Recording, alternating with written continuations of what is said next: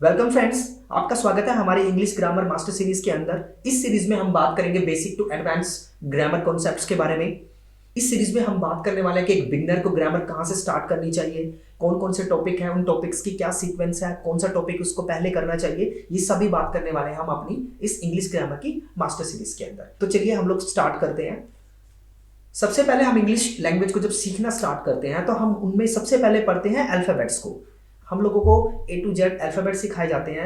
इन्हीं अल्फाबेट्स के कॉम्बिनेशन से हम लोग वर्ड बनाते हैं, जैसे कि डॉग, फैन, वैन, इस तरीके के कोई भी वर्ड्स हो तो आप इन्हीं लेटर्स के कॉम्बिनेशन से हम लोग वर्ड बनाते हैं और उन्हीं वर्ड्स के कॉम्बिनेशन से आपका बनता है सेंटेंस। टू और more words form a sentence. ठीक है, जैसे कि हमारे पास एक आई हैव अ पेन, तो यहाँ पे आई हमारे पास एक वर्ड है, हैव एक वर्ड है, ए एक वर्ड और पेन एक वर्ड है। इसके कॉम्बिनेशन से हमारे पास क्या बन गया है, एक सेंटेंस बन गया है। अब ये सेंटेंस को सीखने के लिए हमें क्या सीखना पड़ेगा, हमें वर्ड्स को ही अच्छे तरीके से समझना पड़ेगा। हमें अगर प्रॉपर सेंटेंस बनाना है तो वर्ड्स को समझने के लिए हमें किसकी जरूरत पड़ती है, पार्ट्स ऑफ स्पीच की। तो स्टूडेंट्स, जो मैंने आपको सीक्वेंस के लिए अभी थोड़ी देर पहले बोला था, तो वो सीक्वेंस की जो मैं बात कर रहा था वो हमारी पार्ट्स ऑफ स्पीच से स्टार्ट होती है। तो एग्जैक्टली हमें जो इंग्लिश ग्रामर की शुरुआत करनी चाहिए वो शुरुआत करनी चाहिए पार्ट्स ऑफ स्पीच को सीखने से। अब पार्ट्स ऑफ स्पीच में हमारे पास क्या क्या आता है, हमारे पास आता है noun, pronoun, verb, adjective, adverb, preposition, conjunction, interjection. इन्हीं 8 पार्ट्स ऑफ स्पीच को मिला के हम लोग ये समझ पाते हैं कि हम जो वर्ड्स को यूज कर रहे हैं वो कौन सा हमारा पार्ट्स ऑफ स्पीच है और उसके कौन से रूल्स के अकॉर्डिंग हम लोग सेंटेंस को बना पाते हैं। अब सेंटेंस में भी ऐसे नहीं है कि हम किसी भी वर्ड्स को पहले लगा लेंगे, किसी भी वर्ड्स को बाद में लगा लेंगे तो हमारा सेंटेंस बन जाएगा। नहीं, इसी के लिए हमारा जो कंसेप्ट बना हुआ है वो बना हुआ है ग्रामर का।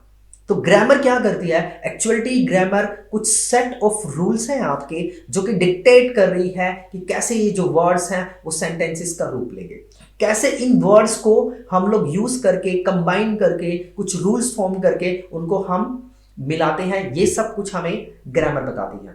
तो देखिए, जो सबसे बेसिक रूल हमारा जो सेंटेंस का होता है उसके अंदर हमारे पास जो चीजें यूज होती है, सबसे पहले हमारे पास यूज होता है सब्जेक्ट। जब भी हम कोई भी इंग्लिश का सेंटेंस बनाते हैं तो उसके सबसे पहले हमारे पास सब्जेक्ट आता है, उसके बाद हमारे पास आती है वर्ब और थर्ड आइटम हमारे पास होता है ऑब्जेक्ट। ये हमारा एक बेसिक रूल है सेंटेंसेस को फॉर्म करने के लिए। तो यहां पर जैसे मैं एक कॉमन सा वर्ड ले लेता हूं, ठीक है, आई हैव अ कार।